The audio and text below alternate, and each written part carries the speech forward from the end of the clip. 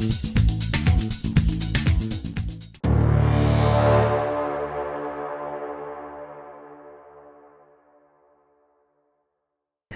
around 11 am now and I'm in the streets of Madurai. We will now head towards the Meenakshi Temple. Imagine approaching a temple complex where you're greeted by a soaring gateway more than 15 stories tall, covered in 1500 brightly painted sculptures of divine and demonic figures. It is certainly overwhelming, and yes, I am talking about the Meenakshi Temple. This is the footwear stand. There is a luggage clock room here for people who are coming directly by bus or train. You need to deposit all your electronic gadgets here before you enter the temple. Now let me tell you the story behind this temple while I go inside the temple and do the darshan. According to legends, more than 3500 years ago, there used to be a Kadamba forest in place of the present day Madurai. God Indra had installed a small tower over a naturally formed stone that had the shape of a lingam as a sign of devotion to Lord Shiva. Other gods followed Indra's lead and began to worship there. A passerby witnessed the miraculous scene of gods worshipping at the lingam and notified the king Kulashekara Pandya, who built a temple at this site. The story of the Meenakshi is also legendary. Pandya king Malaidhwaja hoped for a son and heir to the throne. He performed a yagna requesting that the gods fulfill this wish. Instead, he was granted a daughter Meenakshi who was born with 3 breasts. The gods told the king not to worry but to raise the child as a brave warrior, and when she grows up, she would meet her true love and her 3rd breast would disappear. The king raised Meenakshi exactly as was told. The name Meenakshi means the fish-eyed and is derived from the words Meen meaning fish and Akshi meaning eyes. It is said that the name Meenakshi was given by the people of Madurai as the princess' eyes resembled that of a fish. It is said that Meenakshi ruled over the ancient city of Madurai and also went on to capture the neighboring kingdoms. Legend has it that even she captured Indralok, the abode of Lord Indra, and was on her way to capture Kailash, the abode of Lord Shiva as well. When Shiva appeared before her, who was very handsome, and hence the name Sundareshwar, Meenakshi blushed and her 3rd breast disappeared, and she knew that she had met her better half. The prophecy was realized. Kumara Guru Parar, a great 17th century Tamil poet and devotee of Shiva, described this moment as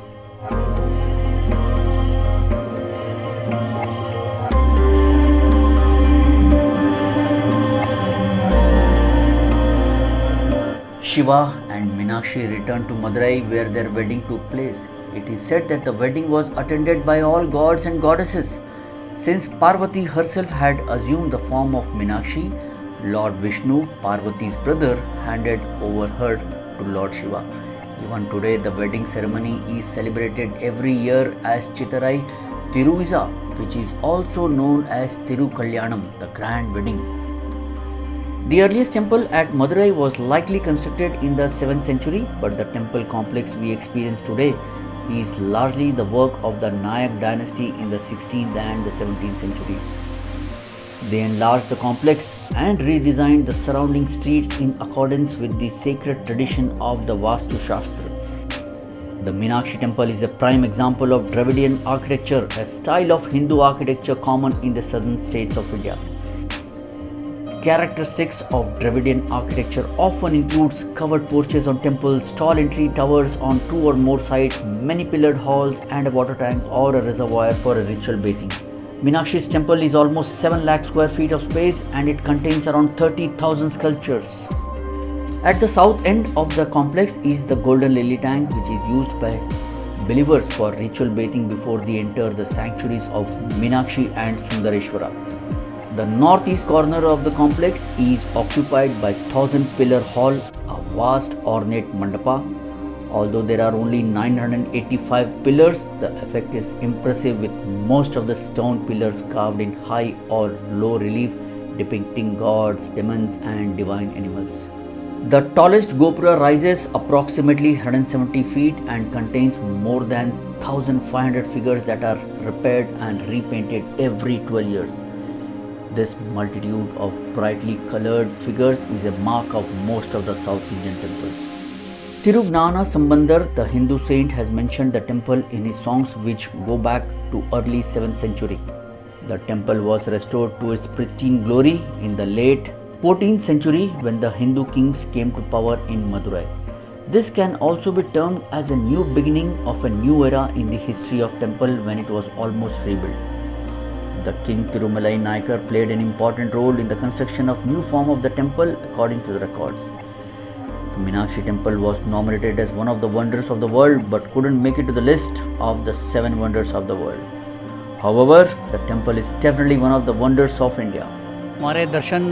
Our darshan is over now and it took us almost 2 hours in the normal queue. There is also a queue for the special darshan which we missed earlier and the cost of the same is Rs 50 and Rs 100 respectively. The temple timings are till 12 pm and after that it reopens from 4 pm till around 8 or 8:30 pm.